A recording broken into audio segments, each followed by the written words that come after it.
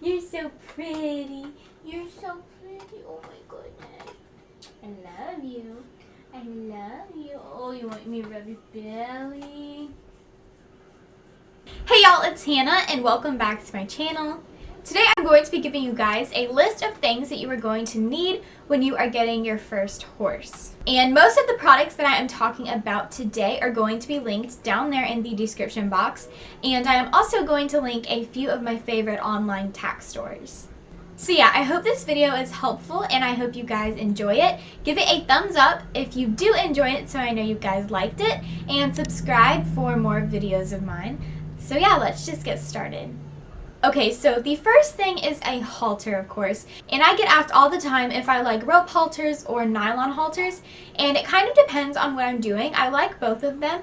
Normally, if I am doing groundwork, I like the rope halter, and then if I'm like grooming and things like that, I will use a nylon halter. If you don't really know the exact size of the horse that you are getting, if it's just like a really big range and you just don't really know yet, I do recommend just getting a rope halter at first because a rope halter will fit a very wide variety of horses. So I would recommend getting a rope halter if you don't really know like what size of horse you're getting. And the next thing is a lead rope. And a lead rope you can definitely get before knowing what horse you are going to get. And this next item you don't absolutely have to have right when you get your horse, and that is a lunge line. And I personally love lunging new horses because it really helps build trust and respect with that new horse. And you can even lunge them with a lead rope, but if you do prefer to use a lunge line and that kind of fits your needs with that certain horse, then a lunge line would be on that list. The next thing is a grooming kit or grooming items, and you can order grooming kits that are already like pre-put together, or you can order a grooming tote and then order all of your brushes and everything separately. And if you get a grooming kit, most likely they are going to come in some type of bag or something like that. So that would eliminate you having to get like an actual tote. But if you want to pick out your brushes individually, you are going to need to get, like a tote or something to put them in. And in your grooming box, you are going to need a hard brush, a soft brush, a curry comb, a hoof pick.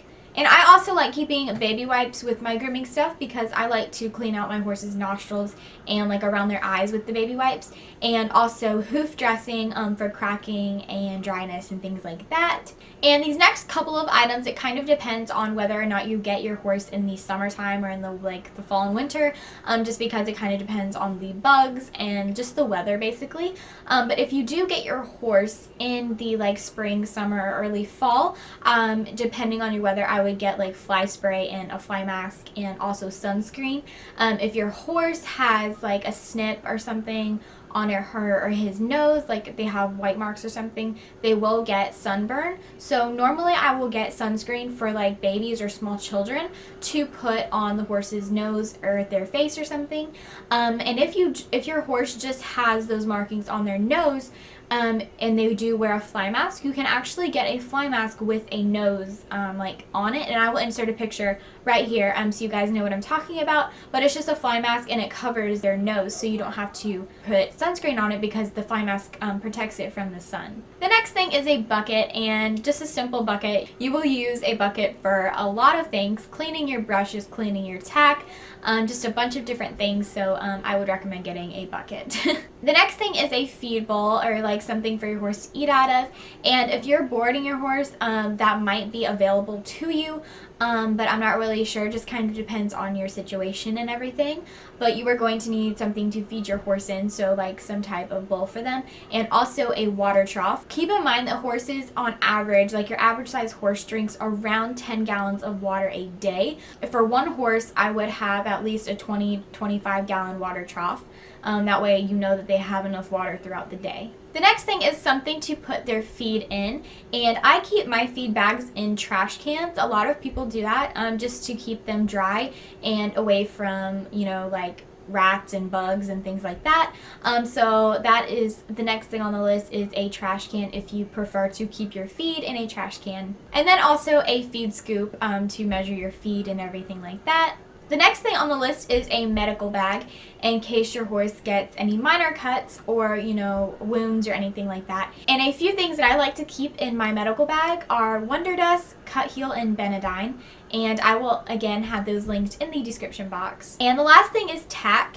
And like I said before, it's kind of difficult to get tack if you have a wide range of horses that you're looking at. So if you're looking at like 14-hand ponies and then like 16-hand horses, it's kind of difficult to get tack if you really don't know what size horse you're getting, which is a problem that I had when I was getting my horse because I was like very open to all horses, and so it was kind of difficult for me to get things prior to picking out my horse. Which something like a saddle pad, most likely you should be able to get a saddle pad, but I would recommend waiting unless you have narrowed down a type of like size you want. It would be better to wait until you pick out your horse to kind of get the tack, just so you know everything fits and everything like that. And also I really recommend looking for used tack. I find a lot of used tack on like Facebook groups, like local Facebook groups and things like that, and just also like online ads and things. You can get a lot of good tack that's used for really good prices, so you don't absolutely have to get everything brand new, so I do recommend doing that. So yeah, I hope you guys enjoyed this video and I hope it was helpful for y'all, and be sure to subscribe down below so you guys can see future videos of mine. I love y'all so much and I'll see you next time. Bye!